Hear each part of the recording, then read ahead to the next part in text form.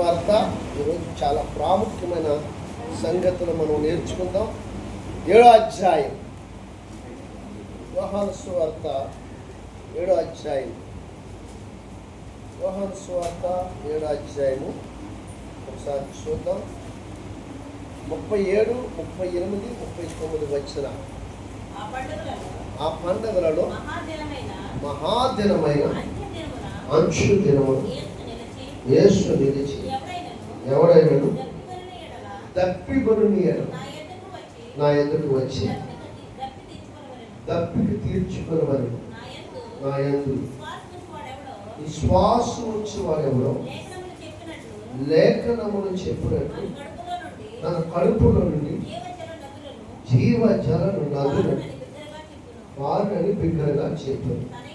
తన యందు విశ్వాసం ఉంచి వారు పొందబో ఆత్మను గురించి ఆయన ఈ మాట చెప్పిన యేసు ఇంకను మహిమపరచబడలేదు కనుక ఆత్మ ఇంకను అనుకరింపబడలేదు. జన సమూహంలో కొందరు ఈ మాట విని నిజముగా ఈయన ఆ ప్రవక్తే అని దేవునికి స్తోత్రం. హల్లెలూయా. ప్రేమైన దేవుని యొక్క దైవజనుడైన యేసుక్రీస్తు ప్రభువారు ఆ మహాదేవం రాకమునకు, హల్లెలూయా, ఆ పండగ దినాల్లో ఆయన ఇశ్రాయేలు ప్రజలతో మాట్లాడుతున్న మాట. ఆ గొప్ప ఆ దినము ఎలాంటిదంటే ఒక దినాన ఒక సమయం ఉంది. అది మలాకి రాసిన గ్రంథములో 4వ అధ్యాయంలో 4వ వచనంలో రాయబడింది. ఆ మహాదినము రాకమునుకట, చూడండి అన్నమాట, 4వ అధ్యాయం మలాకి గ్రంథము 4వ అధ్యాయము. ఆ మహాదినము రాకముందే ప్రవక్తవు ఏలియా వచ్చి పిల్లలు హృదయాలను తండ్రి తట్టులు, తండ్రి హృదయాలను పిల్లలు తట్టుకుంటారు. దేవుడు 4వ అధ్యాయం మలాకి. యెహోవా నియమించిన భయంకరమైన ఆ మహాదినము రాకమును నేను ప్రవక్తయగు ఏలియాను నీ వద్దకు పంపెదను. నేను వచ్చి దేశమును శపించుకుంటున్నట్లు అతడు తండ్రుల హృదయములను పిల్లల తట్టును, పిల్లల హృదయములను తండ్రుల తట్టును. దేవుని ఈ మాట మలాకి ప్రవక్త ద్వారానే పరిశుద్ధాత్మ దేవుడు తెలియజేశాడు. ఇంకొంచెం ముందుకు వెళ్తే దేవుడు యెషయా ప్రవక్తతో కూడా తెలియజేశాడు. ఇంకా ముందుకు వెళ్తే దావీదుతో కూడా తెలియజేశాడు. ప్రియులారా, ఇవన్నీ మీకు ఎందుకు చెప్తున్నానంటే యెషయా ప్రవక్తతో మాట్లాడిన మాటల్లో ఒక ప్రాముఖ్యమైన మాట ఉంది. ఏంటి ఆ మాట? 49వ అధ్యాయంలో ఏంటి ఆ మాట అంటే, నా మీద మీ మీద ఉన్న నా ఆత్మ, 20 వచనం అనుకుంటాను, మీ మీద ఉన్న నా ఆత్మ మీ పిల్లల మీద కుమ్మరించు. దేవుని స్తోత్రం. అంటే దాని అర్థం ఏంటి? నువ్వే ఆత్మ అయితే పొందుకొని ఉన్నావో అదే ఆత్మ నీ పిల్లలు కూడా కలిగి ఉన్నావు. దేవునికి స్తోత్రం. ఎవరైనా ఒకవేళ ఆత్మ పొందుకోకపోతే ఆ మహాభయంకరమైన దినాన్న, అంచు దినాన్న, అపోస్తల కార్యాలు 2వ అధ్యాయంలో చెప్తాడు. అంచు దినములు యందు మనుషులందరి మీద నా ఆత్మను పొమ్మరిస్తాను. 17వ వచనం. యోవేలు ప్రవక్త 2వ అధ్యాయంలో స్పష్టంగా కూడా రాయబడి ఉంటుంది, సర్వ జనుముల మీద నా ఆత్మను. దేవునికి స్తోత్రం. దేవుని ఆత్మ పొందుకోవడానికి, పొందుకున్న ఆత్మ నీలో నిలిచుండడానికి నువ్వు ప్రయాసపడాలి. దేవుని ఆత్మ నువ్వు ఎప్పుడైతే దూరం అవుతావో నీ శరీరంలో బలహీనతలు ప్రారంభం అవుతాయి. ఒక్క బలహీనతలే కాదు, మన ఆలోచనలు మారిపోతాయి, మన ప్రవర్తన మారిపోద్ది, మన తలంపులు మారిపోతాయి, మన ఉద్దేశాలు మారిపోతాయి, కుటుంబంలో ఉన్నటి అనేకమైన రకరకాలైన పరిస్థితులు మారిపోతాయి. దేవుని ఆత్మ దేనికి నీకు అంటే ఎల్లప్పుడూ నీ కొడుగలపడానికి, ఎల్లప్పుడూ తండ్రితో ఏకం చేయడానికి, ఎల్లప్పుడూ నీకు ఏ కష్టము రాకుండా నిశ్చయముగా ఆయన సన్నిధిలో ఆయనతో ఏకమవుటకు ధూప నైవేద్యములు చెల్లించుటకు ప్రార్థనా విజ్ఞాపనలు కలుగునుటకు పరిశుద్ధాత్మ దేవుడు అనుక్షణము నేను పుడగలుగుతాను.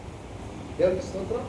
రోమిలికి రాసిన పత్రికలో 8వ అధ్యాయంలో 26వ వచనంలో చెప్తాడన్నమాట, దేవుని యొక్క ఆత్మట ఉచ్చరింప శక్యం కాని మూలుగులతో తానే మన పక్షం మన బలహీనతను చూసి ఆయన సహాయం చేస్తాడు. నువ్వు బలహీనుడిగా ఉండకుండాట్లుగా దేవుని ఆత్మను ఎల్లప్పుడూ కలిగి ఉండాలి.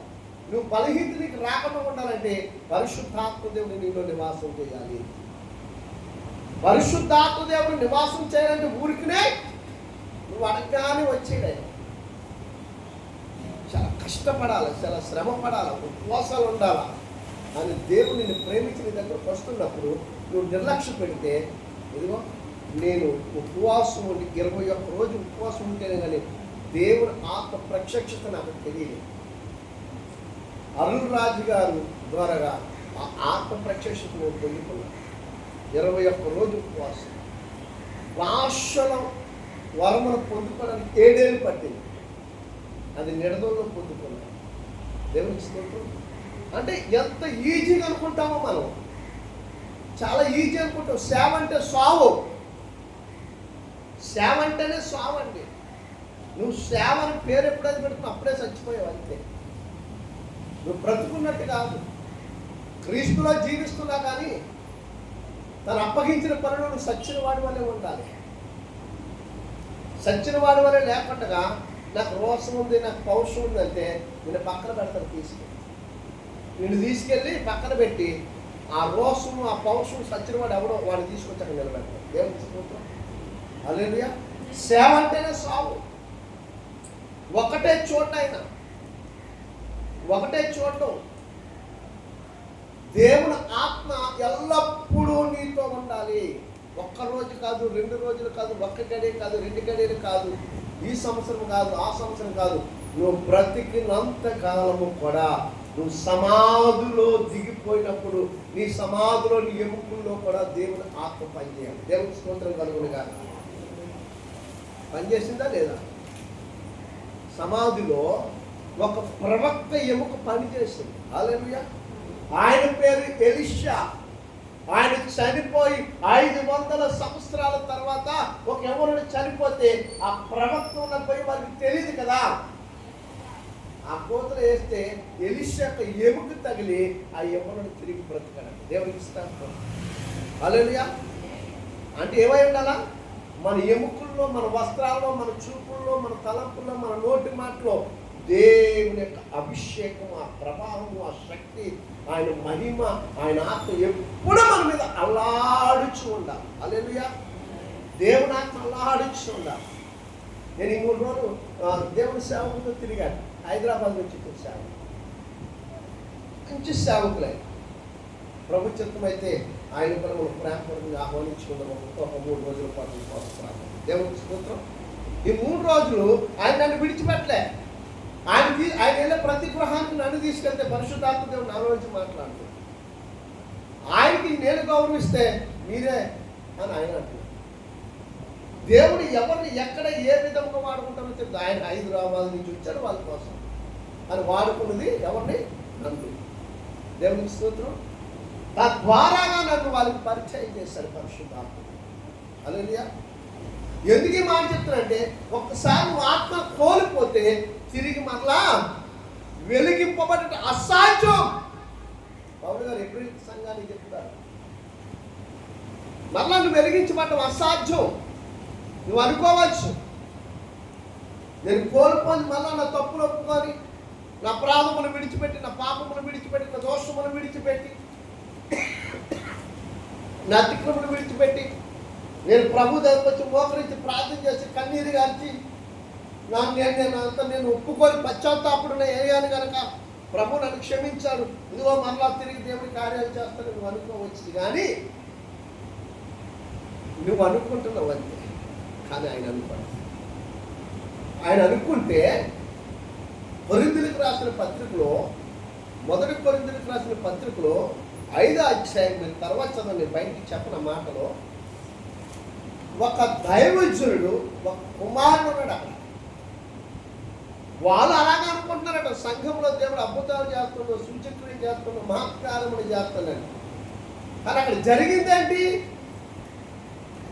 జరిగిందేంటి? అక్కడ పరిస్థితి ఏంటంటే అపోస్తలులకు పౌలు గారు వాళ్ళు హెచ్చరిస్తున్నప్పుడు, నువ్వు కాకపోతే ఇంకొకటి చేస్తాడు నాయన, నీ పని అయిపోయి నువ్వు పక్కన ఉంటాడు అంతే. దేవునికి స్తోత్రం. హల్లెలూయా. వాక్యం వచ్చు, ప్రార్థన తెలుసు కాదు, ప్రార్థనకి వాక్యాన్ని నీకు పట్టుబడలా చేసేది పరిశుద్ధాత్మ దేవుడు. హల్లెలూయా. వాక్యం నీకు రాకమునుపు, ప్రార్థన నీకు రాకమునుపు నీ దగ్గరికి వచ్చింది ఎవరో, నీకు పరిచయం చేసింది ఎవరు? తండ్రికి. తండ్రి నిన్ను ఏకం చేసింది ఎవరు? కుమారుడు క్రీస్తుని నిన్ను ఏకం చేసింది ఎవరు? ఏ ఏ ఏ రక్తం వచ్చేంత కడగబడ్డానికి నేను పురుగల్పిందాను ఎవరు? ఏ ఏ ఏ ఏ నామమును బట్టి నువ్వు రక్షణ పొందడానికి నిన్ను ఆ యేసు ప్రభువుని ఏకం చేసింది ఎవరంటే పరిశుద్ధాత్మ దేవుడు. హల్లెలూయా. నా తండ్రి ఆకర్షిస్తేనే కానీ ఎవరును విశ్వాసము కలిగించేవాడు పరిశుద్ధాత్మ దేవుడు. యేసు ప్రభువునందు విశ్వాసం ఉంచడానికి నీకు విశ్వాసం కలిగించింది ఆయనే. యేసు ప్రభు వారు సొంత రక్షకుడిగా అంగీకరించడానికి ఆయనే నిన్ను బలవంతం చేశాడు. నీ పాపాలు ఒప్పింపజేసింది పరిశుద్ధాత్మ దేవుడే, నీ దోషములు ఒప్పింపజేసింది పరిశుద్ధాత్మ దేవుడే, నీ మీద ఉన్న శాపాన్ని దోషాన్ని కాడిని విరగొట్టింది పరిశుద్ధాత్మ దేవుడే, పరిపూర్ణత తీసుకొచ్చింది పరిశుద్ధాత్మ దేవుడే. అప్పుడు దాకా యేసు ప్రభు ఎవరు నీకు? ఆయన పరిచయం చేయకపోతే ఎవరో మనకి? తండ్రి ఎవరో మనకి? ఆయన మొదట ముందుండి అన్ని విషయములు యందు నడిపిస్తాడు. కానీ అది కాదు, మొదటి అధ్యాయంలో తండ్రి ఉన్నాడు, కుమారుడు క్రీస్తున్నాడు అని చెప్పి, ఆ కుమారుడు క్రీస్తు వెలుగై ఉన్నాడని చెప్పి, ఆది అందు దేవుడు భూమాకాశములు సృజించడని చెప్పి, ఆయన వెలుగు కలుగునుగా అక్కడ పలికిన మాట కుమారుడు క్రీస్తుని గురించి చెప్పి, ఆయన ఆత్మ జలముల మీద అల్లాడిస్తున్నది. అప్పటికి మనుషులు లేరు. మరి ఇప్పుడు ఏమంటున్నాడు? సర్వ జనుముల మీద ఆత్మను అంచు దినములు యందు మనుషులందరి మీద ఆత్మను కుమ్మరిస్తాను. దేవుని యొక్క ఆత్మను కలిగి ఉంటే ప్రియులరా, ఆ ప్రత్యక్షత వేరండి. సత్యన సమూహంలో ఉంటాం, సత్యన సమూహంలో ఉంటాం. సత్యన సమూహం ఎలా ఉంటుంది? అలా ఉంటుంది. సావాలంటే క్రీస్తులో నువ్వు జీవించాలంటే లోకంలో నువ్వు సచ్చిన వాడి వలె ఉంటావు. దేవుని పౌలు గారు అదే అంటారు, నేను లోకంలో సచ్చిన వాడి వలె క్రీస్తులో నేను బ్రతుకున్నానంట. నా దేహము చంపునే కానీ ఆత్మ జీవింపజేసును అంటాడు పౌలు గారు. దేవుని స్తోత్రం. ఈ దేహంలో ఉన్న సర్వ నిర్జీవమైన కోరికలన్నీ నశించాలి, దేవుని ఆత్మ మాత్రమే మనలో జీవించాలి. హల్లెలూయా. హల్లెలూయా. మన ఊపిరితో ఉన్నారండి, అసలు ఏమి ఆయనకి ఉరుకు పలుకు లేదండి, కోమంలోకి వెళ్ళిపోయారంటే దేవుని ఆత్మ అక్కడ అల్లాడుచుండగాని మనలో ప్రవేశించడానికి అవకాశము. లోయలో ఎన్నో ఎముకలు ఉన్నాయి. ఈ లోకంలో మనము కూడా ఎముకలతో సమానమే. ఎందుకంటే మనలో అప్పుడు జీవం ఏంటో ఊపిరైతే ఉంది, జీవాత్మ మనలో లేదు కనుకనే లోకంలో ఉన్న వాటి వైపు చూసాం. వారికి ఎప్పుడైతే పరిశుద్ధాత్మ దేవుడిని దర్శించి విశ్వాసమైన కర్తని యేసు వైపు చూసి రక్షణ పొందని ఎప్పుడు చెప్పాడో, క్రీస్తు నామమును బట్టి రక్షణ పొంది, మారుమనసు పొంది రక్షణ పొంది క్రీస్తు ఎదుట సాగలపడి మందిరంలో ప్రార్థన చేయడం ప్రారంభించాక తండ్రితో నిన్ను మమైకము చేస్తాడు. 17వ అధ్యాయం యోహాను సువార్త 17వ వచనంలో ఎప్పుడైతే మమైకము చేస్తాడో, ఎప్పుడైతే నువ్వు తండ్రి నువ్వు ఏకమయ్యావో పరిశుద్ధాత్మ దేవుడు మీలో ఉండడానికి ఇష్టపడతాడు. మనం ఏం చేస్తున్నామంటే పరిశుద్ధాత్మ దేవుడికి దూరంగా చిన్న చిన్న విషయాలు, దానివల్ల ఆ క్షణానికి ఉపయోగపడే విషయాల్లో, ఆ క్షణానికి మేలు కలిగే విషయాల్లో పరిశుద్ధాత్మ దేవుడికి దూరం అయిపోతాడు. కానీ శాశ్వతంగా నీకు మేలు చేసేది పరిశుద్ధాత్మ దేవుడు. హల్లెలూయా. నీ ఆత్మని నరకానికి అప్పగించకుండా పరిశుద్ధాత్మ దేవుడు నీ ఆత్మను సరాసరి తండ్రితో ఏకం చేసేది పరిశుద్ధాత్మ దేవుడు. ఒక నీటి మొగ్గగా పరిశుద్ధాత్మ దేవుడు నీలో జీవజాలం ఉబికింపు చేయాలి. నీ కడుపులో నుంచి పరిశుద్ధాత్మని జీవజాలం ఉబికింపు చేయాలి. దాని కొరకు నువ్వు చేయవలసిన పని ప్రార్థన చేయాలి, వాక్యము ధ్యానం చేయాలి. ఈ రెండు ఎప్పుడు చేస్తావో పరిశుద్ధాత్మ దేవుడు మూడో వ్యక్తిగా నీలో ఉంటాడు. పరిశుద్ధాత్మ దేవుడు మూడో వ్యక్తిగా నీలో ఉంటాడు. నువ్వు ఒంటరిగా ప్రార్థిస్తుంటావు, నువ్వు ఒంటరిగా ప్రార్థిస్తావు. కానీ ఇక్కడ వాక్యం ఏమంటుందంటే నువ్వు ఒంటరిగా ప్రార్థించడం కాదు, ఇద్దరు ఏకీభవించి ప్రార్థిస్తే అంటాడు. మత్తయి సువార్త 18వ అధ్యాయంలో అదే 17 వచ్చిన 16-17 వచ్చిన ఆ 19వ వచనంలోకి వచ్చాడు, ఇద్దరు ముగ్గురు కూడి ప్రార్థన చేస్తే వారి మధ్య నేను ఉన్నాను అంట. దేవునికి స్తోత్రం. హల్లెలూయా. ఇద్దరు ముగ్గురు కూడి ప్రార్థన చేస్తే నేను ఉన్నాను. మరి ఒక్కరు ప్రార్థన చేస్తున్నాడు, ఇద్దరు ఏకీభవించి అంటే పరిశుద్ధాత్మ దేవుడు నువ్వు ప్రార్థన చేయగలే. ప్రారంభించడంతోనే పరిశుద్ధాత్మ దేవుడు సహాయం తీసుకోవాలి. పరిశుద్ధాత్మ సహాయం తీసుకోకుండా ప్రార్థన చేస్తే అది ముందుకు సాగదు. చిన్న ప్రార్థన చేసి అది స్మరించాలి అంటావు కదా, అదే పరిశుద్ధాత్మ సహాయం తీసుకుంటే గంటల తర్వాత ప్రార్థన, మినిమం 1 గంట ప్రార్థన కొనసాగి, తక్కువ గంట ప్రార్థన తెలియకుండానే ప్రార్థన సాగిపోతుంది. ప్రియులారా గమనించండి, ప్రతి వ్యక్తి కూడా మినిమం 2 గంటల 45 నిమిషాలు చేయాలి. మరీ మనకి కుదరకపోతే ఏకుంజాము లేచి ప్రార్థన చేయాలి. మళ్ళీ సాయంత్రం పడకుండా వెళ్ళేటప్పుడు ఖచ్చితంగా ప్రార్థన అప్పుడు 1 గంట చేస్తే ఆ ఇంటి చుట్టూ, ఆ కుటుంబం చుట్టూ నిశ్చయముగా యోగు చుట్టూ వేసిన కంచి, యోగు 10వ వచనం ప్రకారముగా చూడండి అమ్మా, చూడతారు యోగు గ్రంథం 1వ అధ్యాయం 10వ వచనం ప్రకారం నీవు అతని ఇంటి వారందరినీ తనకు కలిగిన సమస్తము చుట్టూ కంచి వేసింది కదా.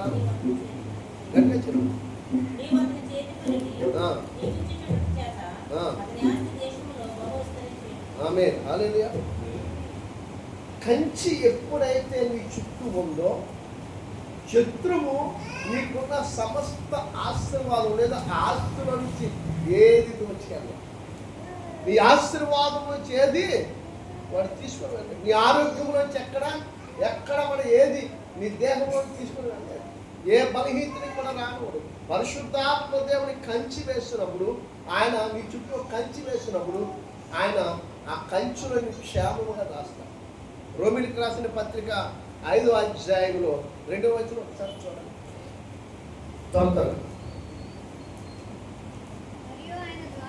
మరియు ఆయన ద్వారా మనము విశ్వాసం వలన ఈ కృపయందు ప్రవేశము గలవారమై ఎందులో నిలిచి ఉంటారట? కృపలో నిలిచి ఉండి, అంటే ప్రేమలో, ఆయన వేసిన కంచులో, ఆయన దాచిన కౌకిటిలో, ఆయన బలిష్టమైన రెక్కల కింద నువ్వు ఎప్పుడైతే ఆ కృపలో ప్రవేశిస్తావో నీ చుట్టూ ఒక కంచి వేసేసాడు. ఆ కంచులో నుంచి శత్రువు నిన్ను బయటకు తీసుకెళ్ళకి ఇష్టపడ్డ, కానీ కొన్ని సందర్భాల్లో మనకున్నటువంటి ఆశల కోరికలు బట్టి, మనకు కలిగినట్టు కొన్ని పరిస్థితులు బట్టి ఆ కంచి దాటి బయటకు వెళ్ళిపోతాం. యోగుని ఎలా బతుమనుకున్నాడు? వెళ్ళి అపవాదనే నాశనపుత్రుడు దేవుని మందిరంలో నిలిచి ఉన్నప్పుడు యెహోవాను ఎలాగనగంట, ఆ యోగు చుట్టూ కంచి తీసివేచ్చుడు, నేను ఎలాగెళ్తానో ఆయన ఎక్కడ తీసుకెళ్తాను. కంచిని చుట్టూ ఉన్నంతసేపు రోగము కానీ, తెగుళ్ళు కానీ, వ్యాధులు కానీ, దురాత్మలు కానీ, చేతబడులు కానీ, చెల్లింగులు కానీ, కనుదిష్టి కానీ, కాలుబట్టుడు కానీ, నరగోస కానీ, అసూయ కానీ ఏది. ఎందుకంటే ఆయన రెక్కల కింద కప్పేశాడు. హల్లెలూయా. ఆయన ఎలా కప్పుతాడో తెలుసా? కేడుముతో కప్పినట్లుగా దయతో నిన్ను కప్పుతాడట. ఆయన కేడుముతో కప్పినట్లుగా దయతో నిన్ను కప్పుతాడట. కనుక ఆ కంచులో నుంచి శత్రువు నిన్ను బయటికి తీసుకెళ్ళే అవకాశం ఉండదు. మరి ఎలాగండి ఈ పరిస్థితులు కలుగుతాయంటే ఆ కంచి దాటి నువ్వు వెళ్ళిపోతావు. 119వ కీర్తనలో చివరి వచనం ఒకసారి చూడండి. ఆ చివరి 176, 175లో చివరిలో ఇశ్రాయేలు ప్రజలందరినీ ఒక దొడ్డులో ఉంచుతాడే. తప్పిపోయిన గొర్రె వలె త్రోవ విడిచి తిరిగి తిని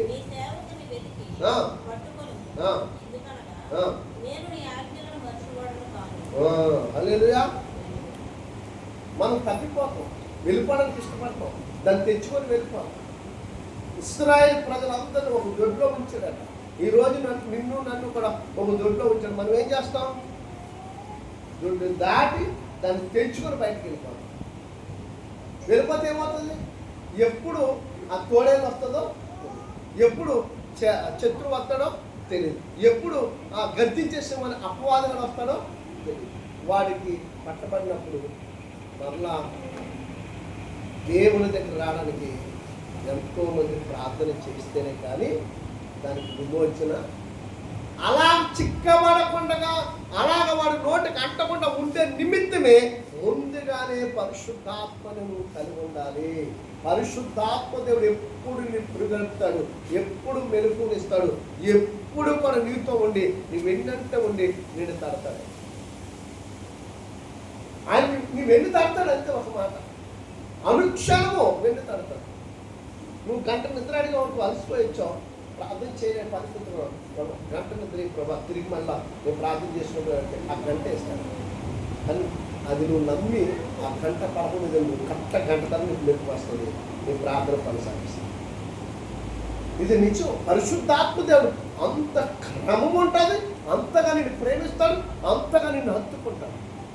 ఆయన ఒక మాట చెప్తాడు పరిశుద్ధాత్ముడు యెషయా గ్రంథంలో. ఏం చెప్తాడంటే, నిన్ను ముడితే నా కన్ను గుడ్డును ముట్టినట్టు. ఏంటంట? నిన్ను ముడితే.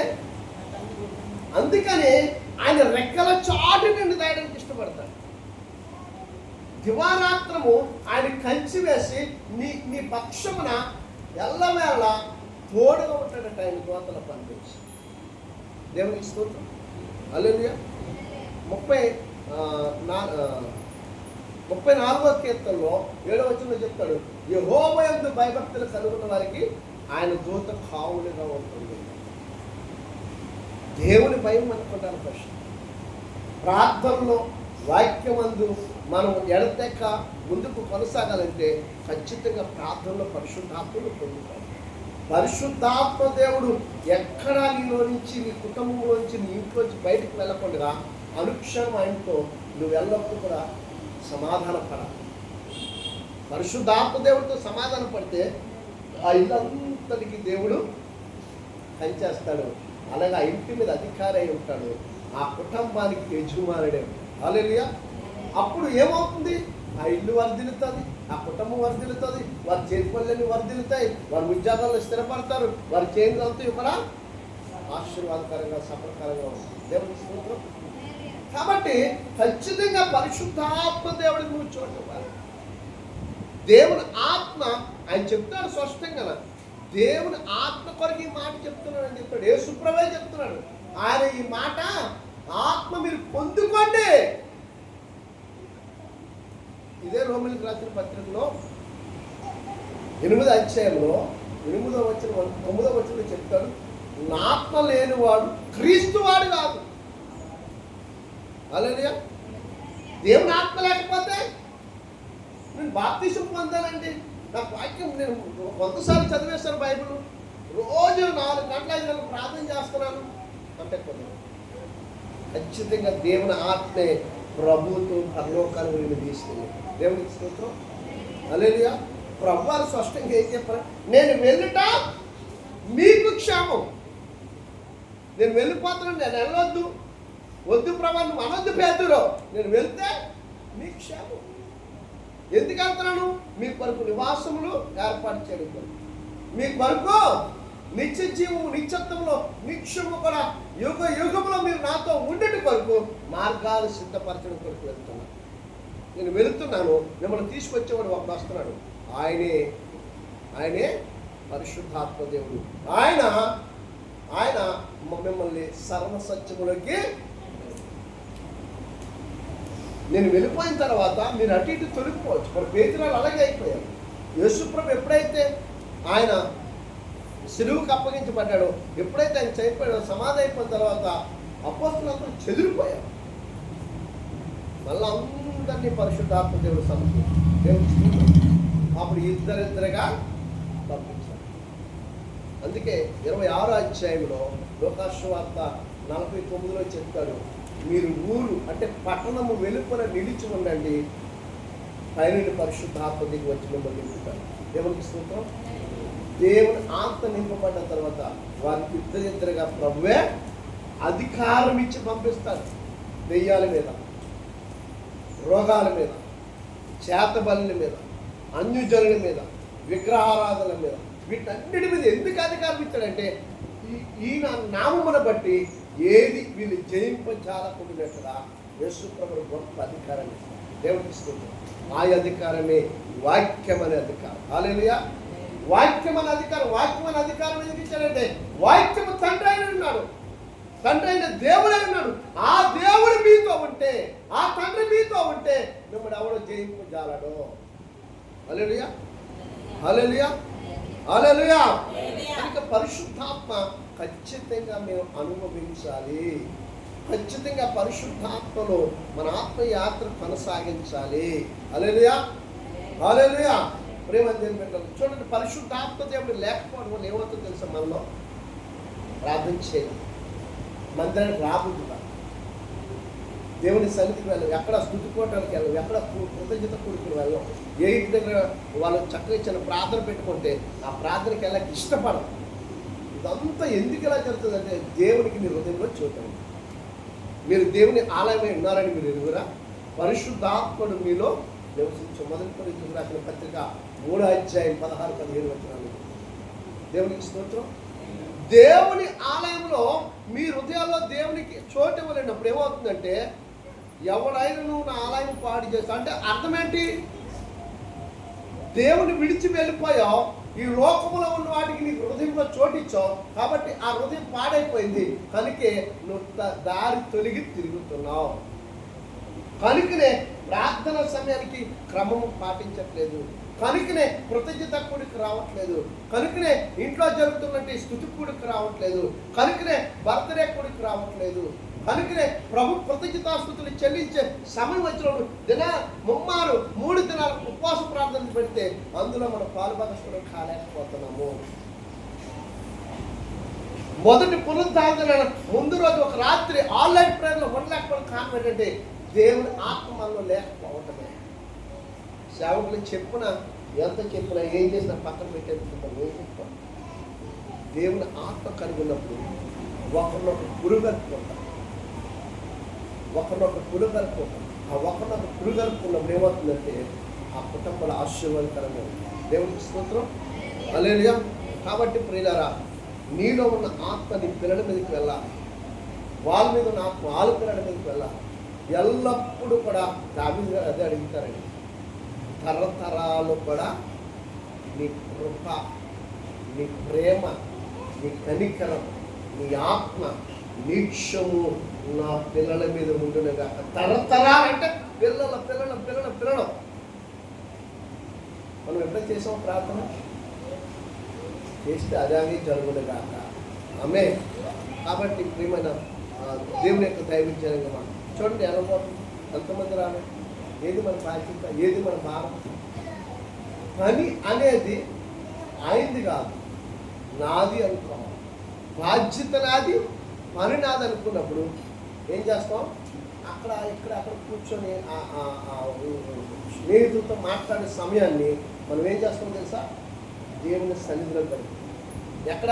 మీ ఇంటి దగ్గర, లేదా మీకు అవకాశం ఉన్న స్థలాల్లో, లేదా మీరుంటున్నట్టు ఆ రూములో చక్కగా ఆ గంట సమయం గడుపుతారు వాళ్ళతో కలిసి, లేదా అక్కడికి వెళ్ళారు స్నేహితుల మధ్య వారు మీరు కలిసి ఒక గంట సేపు ప్రార్థన చేస్తారు. పరిశుద్ధాత్మ నడిపి ఈ రీతిగా ఉంటారు. దేవుడి యొక్క సన్నిధి కృప మనందరికీ తోడే నడిపించుగాక.